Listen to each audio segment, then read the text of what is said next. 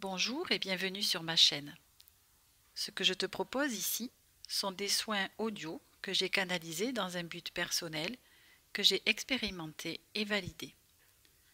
Ces soins sont issus de mon parcours sur un chemin d'éveil et de retour à soi que j'ai à cœur aujourd'hui de partager avec ceux et celles qui en auront l'élan et la curiosité. C'est ainsi que j'ai imaginé ce parcours comme un voyage en 24 étapes. Peu importe l'ordre dans lequel tu vas le faire, l'essentiel étant de te laisser porter par la magie de la vie à te faire vivre ce qui est juste pour toi au bon moment. Afin de profiter au mieux de ces soins, il est préférable que tu prennes un temps de pause pour toi et de t'installer confortablement. Laisse maintenant simplement ces mots venir caresser ton âme comme un baume libérateur et accueille en toute simplicité tout ce qui peut émerger. Je t'invite à me laisser un commentaire si tu le souhaites, afin de me partager ton expérience. Tu trouveras également sous cette vidéo des liens vers mes livres afin de t'accompagner différemment sur ce chemin de libération et de guérison émotionnelle. Et maintenant, je te souhaite un bon voyage. J'extériorise colère et tristesse afin qu'à l'intérieur, elles ne me blessent. Qui n'a jamais réprimé sa colère ou sa tristesse pour quelque raison que ce soit? Étouffé sous le poids de la culpabilité, de la honte, de nos croyances, du soi-disant savoir-vivre. Qui n'a jamais été submergé par un flot d'émotions inattendues et incontrôlables? Les émotions que j'ai refoulées ne vont pas trouver de place où se loger à l'intérieur de mon être. Tout est déjà à sa juste place et ne mérite pas d'être bousculé pour faire de l'espace à ces nouvelles entités. Ces émotions vont donc devoir s'agripper à quelque chose, ne pouvant s'enfuir parce que réprimées. Alors, elles vont intelligemment choisir l'endroit précis de notre inconfort pour établir leur nid. Oh, ce n'est pas à la première colère ou à la première tristesse que mon corps va devenir souffrant. Il lui faudra de multiples expériences de réprimande et de refoulement pour pouvoir, à son tour, avoir l'occasion de s'exprimer. Mon corps, quelle merveilleuse machine réglée au millimètre près pour un fonctionnement optimal. Son travail est prévu pour absorber, digérer, filtrer et éliminer ce dont il n'a pas besoin.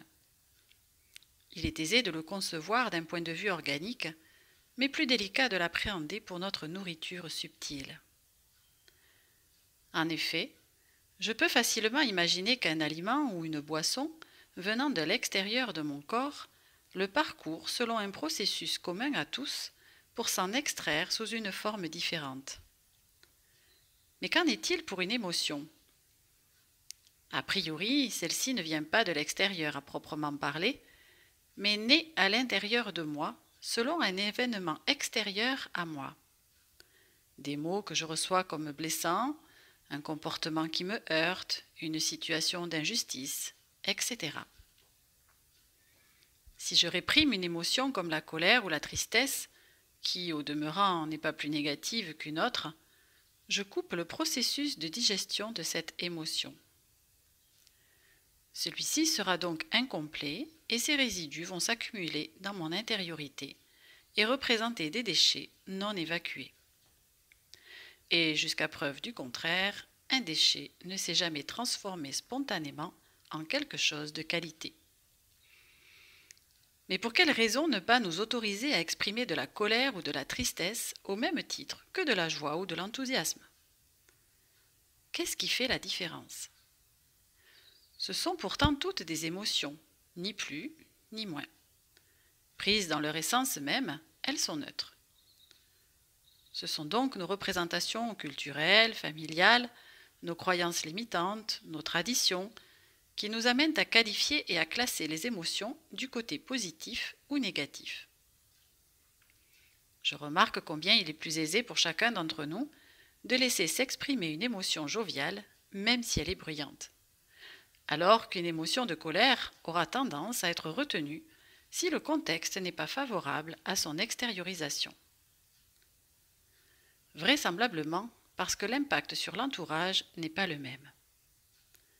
En effet, être en colère contre quelqu'un revient à rejeter sur l'autre, de façon inconsciente, mon besoin non satisfait et donc ma propre souffrance. Il en est de même pour la tristesse. C'est bien par ma façon d'appréhender le monde qui m'entoure que vont m'être révélées et réveillées les blessures de mon être.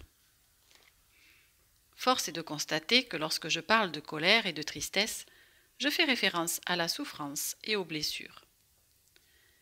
Il est donc aisé de penser que ces mots peuvent induire des mal à dits qu'il est judicieux de prendre en compte. Cependant, il est intéressant d'y voir que la simple présence de ces émotions est une invitation personnelle à se pencher sur ce qui fait écho en moi de souffrant et qui a besoin de s'exprimer de la sorte pour être entendu. Encore faut-il avoir à l'esprit qu'il existe différentes manières d'expression, le but étant de pouvoir se libérer des effets néfastes des émotions, tout en respectant les personnes autour de soi. Merci pour votre écoute.